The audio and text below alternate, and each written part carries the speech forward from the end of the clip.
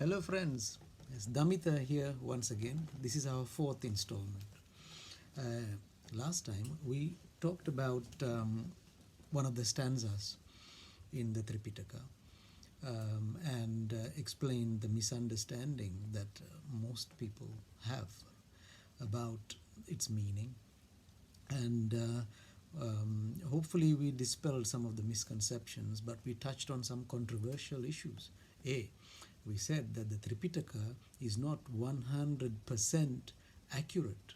We said that the Tripitaka, even though it contains 18,000 different sutras, only about 100 are actually from the Buddha. And my friend here, my Kalyana Mitra that I'm sitting with here in Wales in the UK, has explained to me that these 100 or so sutras are consistent within themselves and have helped him to understand the word of the Buddha, which he has then meditated upon and realized the truth. So that's what we are trying to explain. And the other thing that's controversial is therefore to use your intellect, your understanding, your meditation in order to sort out the fake stuff from the genuine stuff, the wheat from the chaff. And the ending during our third installment, we said that the aim is to achieve Nibbana in this lifetime. That is controversial too, because before I met my Kalyana Mitra here and understood the true message of the Buddha, what he is saying is that the efforts that we as true Buddhist practitioners need to be applying ourselves 100% with our devotion, with our dedication, with our talent, is to reach Nibbana, to stop rebirth.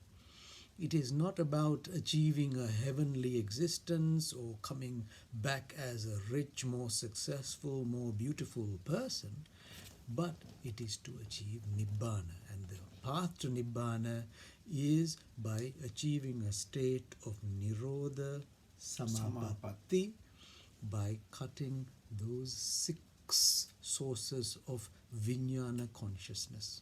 Yep. So this is where we are now. Very controversial issues, but the important thing is if I am to achieve Nibbana in this lifetime, I don't want to postpone it until a future lifetime. I don't want to postpone it until the next Buddha comes along. We want to get it in this lifetime. It is possible. It is even possible for an ordinary person like me or you. You might say that, look, we have not been cultivating, meditating for thousands of lifetimes in order to achieve enlightenment or Nibbana now. The question I want to ask you is, how do you know? Maybe you have. Maybe I have done this in previous lifetimes and achieved the situation now. Or you might say that, I am an ordinary person, not intelligent enough, not smart enough to understand the teachings of the Buddha. But I will say to you, what if I am smart enough? What if you are smart enough? That brings us to the teaching about Daruchirya. So Daruchirya's, the story about this individual called Daruchirya is in the Tripitaka. So even though I have said that, look, take the Tripitaka with a pinch of salt, in other words, use your sense to decide what's true and what is not, here we are taking a stanza once again from the Tripitaka, a teaching from the Tripitaka, 4 lines that the Buddha taught to Mr. Daruchirya, and then we will analyze it and get to the true meaning of it, dispel the misunderstandings, and focus on how ordinary people like you and me and Daruchirya can achieve Nibbana in this lifetime. So tell me, Hamdruni, about Daruchirya. What happened to him? Daruchirya,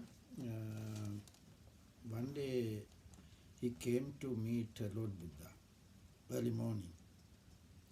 Then at that time, Lord Buddha is going to take his breakfast. It is called the Pindapata. Then at that time, the Daruchirya asked, please tell me the simply way, the shortest way to achieve enlightened Nibbana, or how to stop in the rebirth. Then Lord Buddha at that time explained, now we are going to for the breakfast, you wait until we are coming. Then he begged 3 times, please tell me, tell me.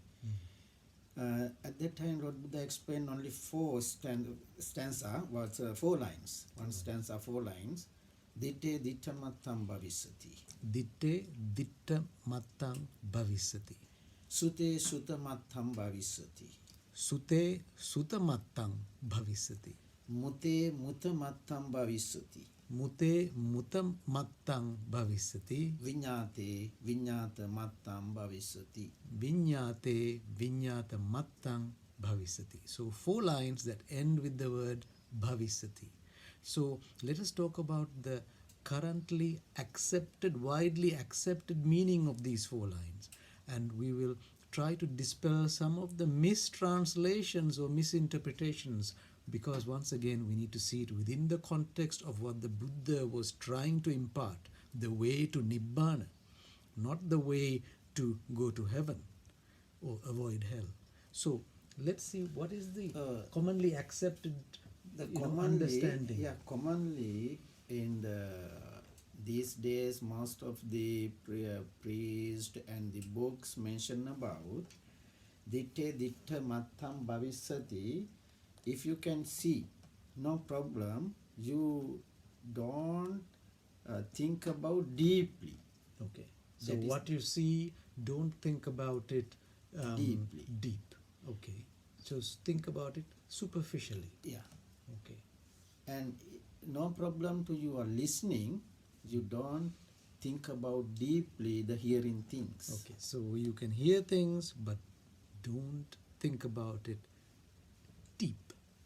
That mute mutamatta means the tasting, smelling, and skin touching. Okay. The 3 combination, the one, it is called mute mutamatta. Okay. Even that, don't do it deeply. Deeply. Okay. And vinyate vinyatamatta means you can think, don't think about, your mind, don't think about deeply. That is the... So you can remember things, you can use your memory, but don't think about it deeply. So that is the commonly accepted meaning. Okay. Then, so the word bhavisati means what? Yeah, bhavisati means you don't practice. That is the real meaning.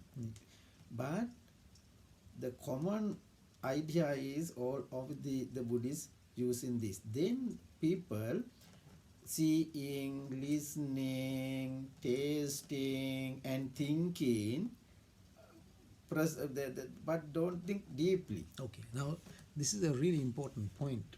So this is why when you hear interpretation of a stanza or a sutra, and once you believe that it is from the Buddha, ask yourself if the Buddha's intention is to direct me to Nibbana, would he say, well, you can look at things, but don't look at it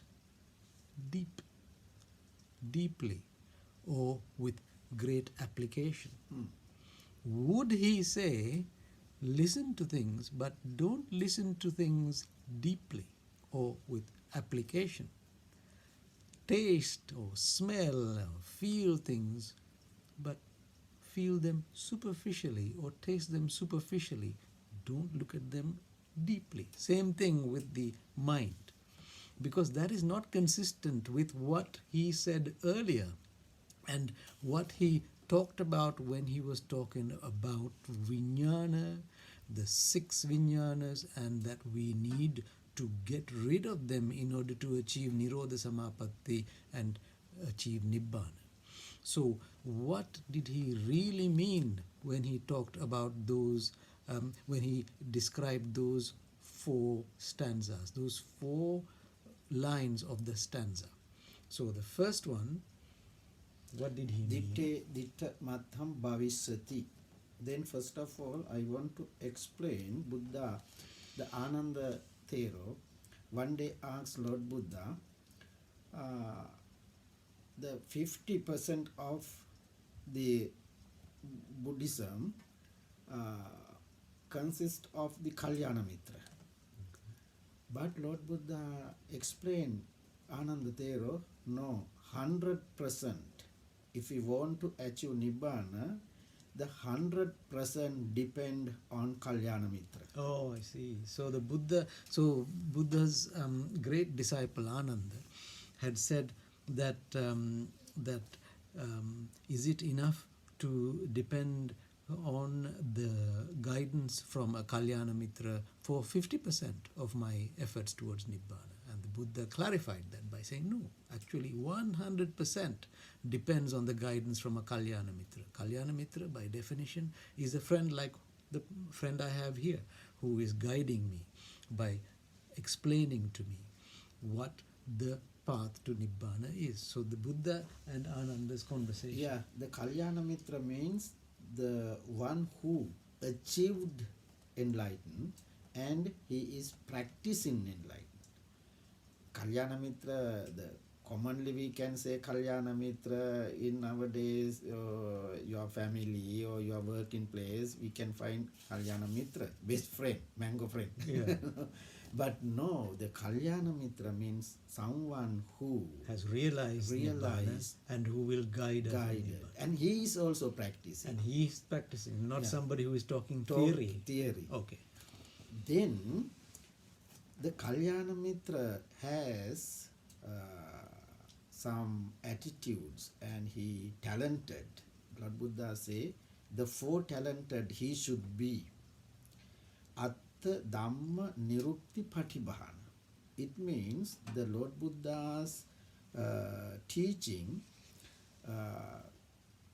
in the words, the Lord Buddha's the Magadhi words, the someone who has to explain the deep idea, the Dhamma hidden in the words. The one is yesterday we talking about that, the Sabba also. Yeah. Here also, the Kalyana Mitra, he can explain that hidden idea, hidden meaning in the words. Okay. Then, ditte ditta mattam. Ditte ditta mattam means... That is the first line of first that. line. Yeah. Matta means there are 2 ideas. Matta means only. Another meaning is only. Another meaning is movement. Movement. That moment. Matta. That movement. The present movement. Or movement. So the word matta in Magadhi or Pali, in this context, should mean only or should it mean movement? That moment. But you believe it should be movement. But commonly explained only. Seeing, that's only, no problem.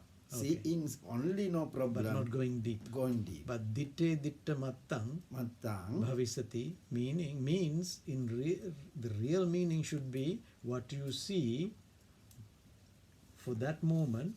But movement means, movement means the correct idea is anicca. Anicca means it goes away. Yes, arising and passing away in the same times means the emptiness, the shunya. So the real meaning is ditte ditta mattang bhavisati. Visual signals that come into your eyes, they come and they pass away momentarily. They are only there as a fleeting sense of the outside world based on the photons that are hitting your eye. Okay? Ditte ditta mattang bhavisati. So Buddha is saying, I'm explaining to you, Daruchirya, that what you see comes and it goes. Samudayo nirodhayo. It is something that arises and passes away. That's it. It means something arising and passing away in same time. Same time. Concurrently. Yeah, it is you are not seeing. So it's very deep. How can you be attached to a photon or a stream of photons that are decaying at the same time as it is arising? So arising and decaying concurrently at the same time in the same moment. And that's what is happening a trillion times a second with all the signals that we are getting. Ditte dittamattang bhavisati. Sute Sutamattang bhavisati. Same thing with the pressure waves that we are getting from sound that is hitting our tympanic membrane or eardrum in the ear. Same thing. Momentarily it is arising and decaying. Same thing. Mute mutamattang bhavisati. So same thing. Taste, smell, and pressure or heat or pain. He has put that into one, saying mute mutamattang bhavisati. Same thing for what's arising in the mind. Vinyate vinyatamattang bhavisati. In essence, all this vijnana that you are getting, loosely we can call it consciousness. All the consciousness that we are experiencing, it comes, it arises, and it decays at the same time, momentarily, concurrently, simultaneously. So that should tell us a very important point. Certainly it made the point to Daruchirya. He thought, hang on, the visions that come, they come and they decay. The things I'm hearing, they come and they decay. The things that I'm tasting and smelling and feeling, they come and they decay. The things I am thinking, my memories, my thoughts, my hopes, my fears, my anxieties, they come, they decay. Why should I be attached to them? Why should I keep on keeping on as if they are something for me to chase after and crave and remain like a magnet within this cycle of death and rebirth and death and rebirth?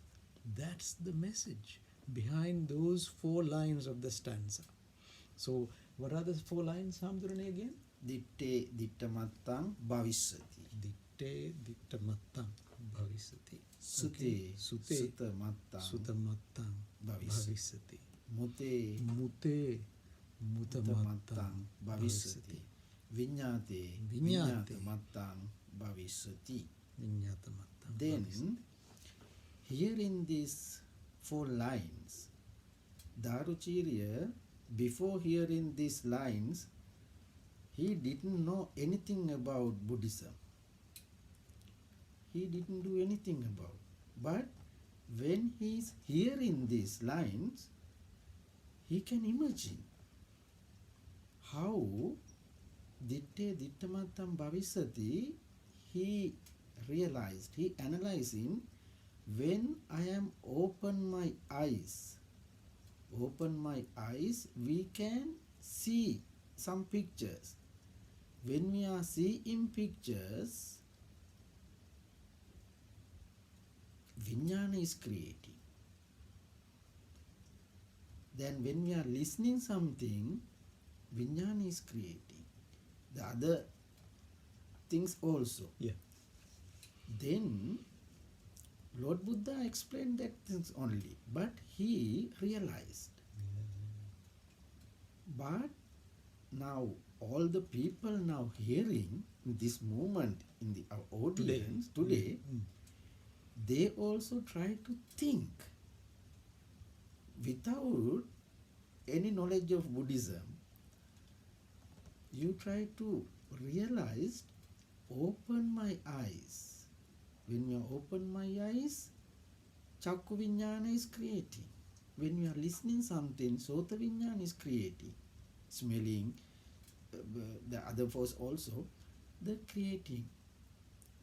Then without any knowledge, Daruchirya realized Daruchirya is in Buddha's in the time, and that time also the person who reach the enlightenment, the shortest period. 4 hours. 4 hours. He is not the priest. He practice in 30 years, 40 years meditation. Within 4 years, lay person. 4 hours. Within less than 4 hours. When you are going to the Pindapata before 7 o'clock. Yeah. By the we time have Buddha to came reach back. Yeah. before 12. Yeah. Less than 4 hours, he listened the Dhamma and achieved enlightenment. Then these days, most of the people afraid. We have to go to the Maitri Buddha Sasana. Yes. No need to go to the Maitri Buddha Sasana. This life, if you can realize, if you can analyze what is the Lord Buddha's, the source of the Dhamma, they can realize, they can reach Nibbana. So it's really important to understand that I am not limited by lack of knowledge or lack of intelligence or lack of dedication in order to reach Nibbana. You are also not limited. Just like Daruchirya, you have the capacity to understand those 4 stanzas and realize what Daruchirya has done in those 4 hours. As my friend was explaining, Daruchirya is an individual who achieved Nibbana within 4 hours of hearing those first words from the Buddha. He was not an ordained monk. He had not spent 30 or 40 years understanding, developing, listening and reading about the subject. He got it and he practiced it such that by the time the Buddha came, he had achieved Nibbana. But actually, you might ask, who achieved Nibbana? Did Daruchirya achieve Nibbana or did his mind achieve Nibbana? Actually, it is, yes, of course. It is his mind, his chitta that achieved Nibbana, not him. He passed away. So, what we discussed last time is that it's a practical application type of teaching. If you don't practice this, apply it every day with mindfulness, dedication, you will not get to that state of Nirodha Samapatti, because that's the state that your mind needs to be in. Not you, your mind. When your mind is in that state of Nirodha Samapatti, then you have achieved that state so that your consciousness, your vijnana will not go to a rebirth if you die at that stage. So, my aim is to be able to practice what I have been taught in order to do my best to get to a state of Nirodha Samapatti within a few seconds of sitting down or lying down in that meditative stance, clearing all the signals coming into my various receptors and my thoughts in order to cut the vijnana with the guidance of my Kalyana Mitra. Who is a Kalyana Mitra? Somebody who has realized Nibbana, who is practicing Nibbana, who is then in a position to be able to guide us. We are fortunate. I am fortunate in order to be in this position. So, Hamdurune, we need to practice this. And later as we go along, we will do some more. But I think a lot of the problems that I have had in the past, and we have just 6 minutes left, a lot of the problems I have had in the past is because there is so much misunderstanding, so much misconception, so much fake stuff. And we tackled one of those things last time when we talked about sabba papasa, akaranang, and things like that. Because the path to Nibbana, it is not about doing meritorious actions and not doing sin. That's not what it's about. That's all good, but that's not what it's about. What you've got to do is understand, contemplate, and really build up your confidence about ditte, ditta matang bhavisati. When I see things, they arise and they decay simultaneously. Sute sutamattang bhavisati. When I hear things, they come, they go, momentarily, simultaneously. Same thing with all the other senses: the taste, the smell, and the touch, the heat, so on. Same thing with what's going on in our minds. The beauty of that understanding is it will help you to the path of Nibbana. But that's not all. It will also help you in your everyday life. What if somebody came and called me a bad word? Suppose he called me a bastard. Hang on. Those are words that came into my mind through my ears. I heard them. I interpreted them. But when I realize the truth about those words, they are sound waves. They come and they go at the same time. I take no notice. I remain calm. I maintain my balance. Same thing. What if somebody came and said, Dr. Damita, you are wonderful. You are fantastic. It means nothing to me. I might thank you for being good. But once again, I know that these are words that came and they left momentarily, simultaneously. I take notice. No, I take no notice. Whether he abuses me or whether he praises me, no notice. Keep my balance. So it's not just for meditation, for reaching Nirodha Samapatti, even in our everyday life. These are useful words. Same thing with the things I see. I see something wonderful, something so attractive, something fabulous. No. I know the true nature of what I am seeing visually. Samudayo, Nirodhayo. It comes, it arises, and it decays momentarily at the same moment.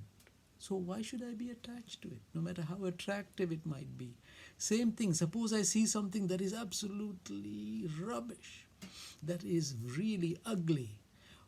Should I be repelled by it? No. In my everyday life, I understand that this is something I am seeing momentarily and it is decaying again. So even in my everyday life, I know not to be attached to something that is amazing or to be repelled by something that is bad. That is the meaning of why the Buddha's words are useful in my journey to Nibbana. But it is also useful in my everyday life. It will be useful for you as well as for me. And I am thankful to my Kalyana Mitra. We are now 29 minutes in. We have about a minute left. What's our final message today? Then in Sri Lanka, one day, more than 300 sermons in medias. And other Buddhist countries the same. But priests are giving some sermons, but they don't have any practical experience. Listeners also don't have practical experience. Then I taught you something. Then now you are telling your audience your own experience. Yeah. The teacher can only guide you. When I don't need to give in advices for the others, now you are following my things, but you are explaining your ideas. That is the practical things. Then I give you more times to explain the things. Thank you. So it is a joint project, my friend and me, that we are imparting to you. It will help you to your journey towards Nibbana.